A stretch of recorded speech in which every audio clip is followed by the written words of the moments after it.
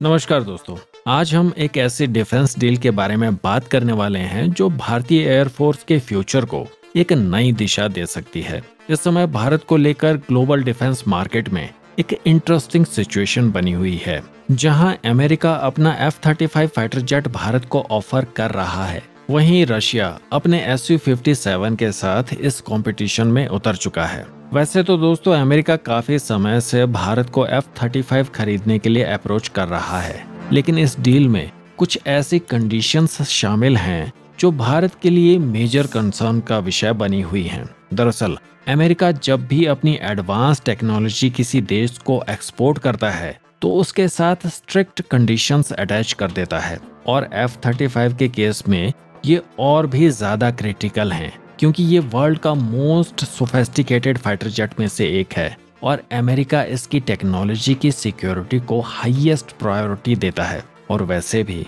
भारत के पास पहले से ही रशिया का S-400 एयर डिफेंस सिस्टम है, जिसे अमेरिका एक मेजर कंसर्न मानता है। और आपको याद होगा कि टर्की को इसी S-400 की वजह से अमेरिका ने F-35 प्रोग्राम से बाहर कर दिया था। ऐसे में अमेरिका भारत से भी स्ट्रिक्ट कंडीशंस और एडिशनल सिक्योरिटी मेजर की डिमांड रख सकता है। F-35 प्रोग्राम में शामिल होने वाले देशों के लिए अमेरिका कुछ स्पेसिफिक रिक्वायरमेंट्स रखता है। इनमें एयरबेस का पीरियोडिक इंस्पेक्शन और F-35 के ऑपरेशंस की कंटिन्यूस मॉनिटरिंग शामिल होती है, और ये कंडीशंस भारत जैसे सॉवरन देश के लिए एक्सेप्टेबल नहीं हो सकती, क्योंकि ये हमारी मिलिट्री फ्रीडम और सिक्योरिटी को डायरेक्टली प्रभावित करेगी।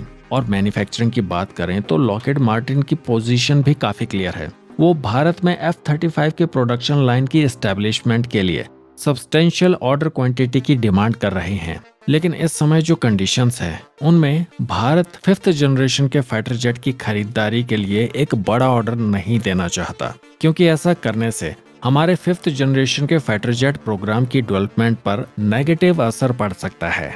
लेकिन दोस्तों इसी बीच रशिया ने अपने Su-57 के साथ मार्केट में एंट्री कर ली है, और Su-57 की टेक्निकल स्पेसिफिकेशंस काफी इंप्रेसिव हैं। इसकी 3500 किलोमीटर की ऑपरेशनल रेंज F-35 की 2100 किलोमीटर रेंज से कहीं ज्यादा है, और स्पीड के मामले में भी Su-57 का परफॉर्मेंस बेहतर है। जहां F-35 की maximum speed 1960 kilometre per hour तक सीमित है, वहीं Su-57 2470 किलोमीटर पर आवर की स्पीड अचीव कर सकता है। वेपन सिस्टम की बात करें तो Su-57 में 400 किलोमीटर रेंज वाली R-37M मिसाइल इंटीग्रेट की गई है। रशिया ने इसमें फ्यूचर अपग्रेड्स की प्लानिंग भी कर रखी है। Su-57 में किंजल हाइपरसोनिक मिसाइल को इंटीग्रेट करने की कैपेबिलिटी है, और साथ ही इसमें advance directional infrared counter measure system लगा है, और फ्यूचर में इस एयरक्राफ्ट में लेजर वेपन्स की इंटीग्रेशन की पॉसिबिलिटी भी है। इसके अलावा इंजन टेक्नोलॉजी में दोनों फाइटर जेट्स में एडवांस पावर प्लांट्स का इस्तेमाल किया गया है। रशिया का नया AL-51 इंजन ड्राई कंडीशन में 108 किलो न्यूटन का थ्रस्ट जनरेट करता है, और आफ्टर बर्नर के साथ ये पावर बढ़कर 167 किलो न्यूटन तक पहुंच जाती है। और F-35 का F-135 इंजन ड्राई कंडीशन में 125 किलो न्यूटन का थ्रस्ट देता है, और आफ्टर बर्नर के साथ 191 किलो न्यूटन तक पहुंच जाता है। हालांकि इंजन पावर में F-35 ज्यादा ताकतवर है, लेकिन इंजन मेंटेनेंस और सर्विस लाइफ के मामले में दोनों इंजन की परफॉर्मेंस लगभग एक जैसी है। Su-57 का AL-51 इंजन और F-35 का F-135 इंजन दोनों अप्रोक्सीमेटली 4000 घंटे तक का सर्विस लाइफ ऑफर करते हैं। वैसे सर्विस लाइफ वेरियस फैक्टर्स पर डिपेंड करती है, जिसमें यूजेज पैटर्न, मेंटेनेंस शेड्यूल और ऑपरेटिंग कंडीशन जैसे फैक्टर शामिल होते हैं।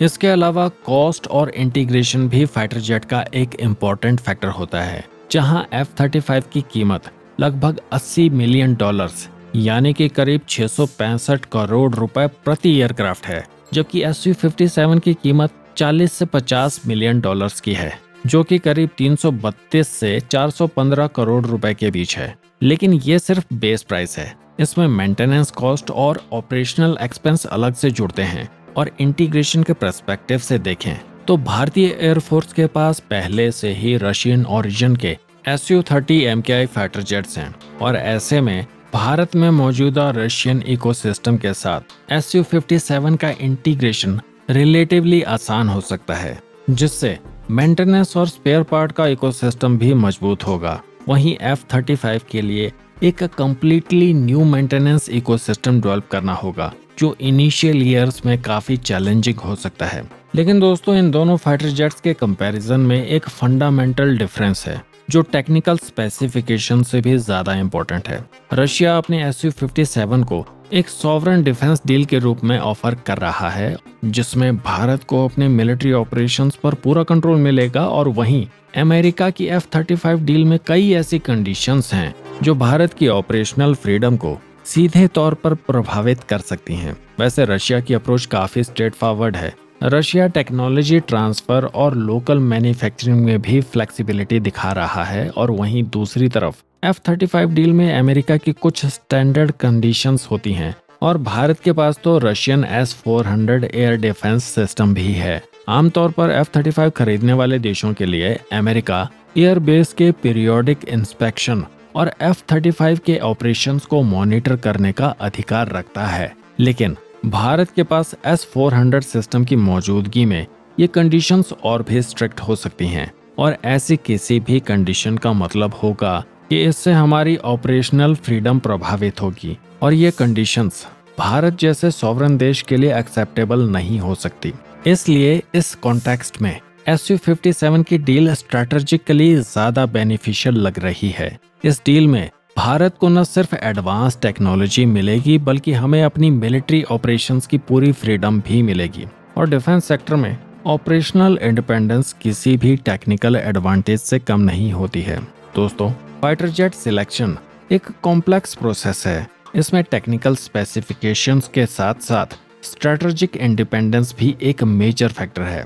भले ही F-35 एडवांस टेक्नोलॉजी ऑफर करता है, लेकिन ये ऑपरेशनल रिस्ट्रिक्शंस के साथ आएगा, और वहीं Su-57 बेटर रेंज और ऑपरेशनल फ्लेक्सिबिलिटी प्रदान करता है, और इसमें रिस्ट्रिक्शंस भी कम हैं। और इन सभी फैक्टर्स को देखते हुए ये क्लियर है कि भारत के पास अब मल्टीपल ऑप्शन हैं, और ये एक पॉजिटिव इंडिकेशन है कि आज भारत एक ऐसी पोजीशन पर पहुंच गया है जहां ग्लोबल एरोस्पेस कंपनीज भारतीय मार्केट के लिए कम्पीट कर रही हैं। भारत के पास अब मल्टीपल ऑप्शन हैं, और इसलिए हम अपनी रिक्वायरमेंट के हिसाब से बेस्ट ऑप्शन को चूज कर सकते हैं। दोस्तों, क्या आपको लगता है कि Su-57 भारत के लिए बेहतर चॉइस होगा या फिर F-35? इस पर आप अपनी राय कमेंट्स में जरूर शेयर करें। दोस्तों, द क्रॉनिकल पोस्ट के साथ जुड़े रहने के लिए चैनल को सब्सक्राइब करें, और वीडियो को लाइक और शेयर करना ना भूलें। तो फिर मिलते हैं एक नई वीडियो में एक नए टॉपिक के साथ। जय हिंद।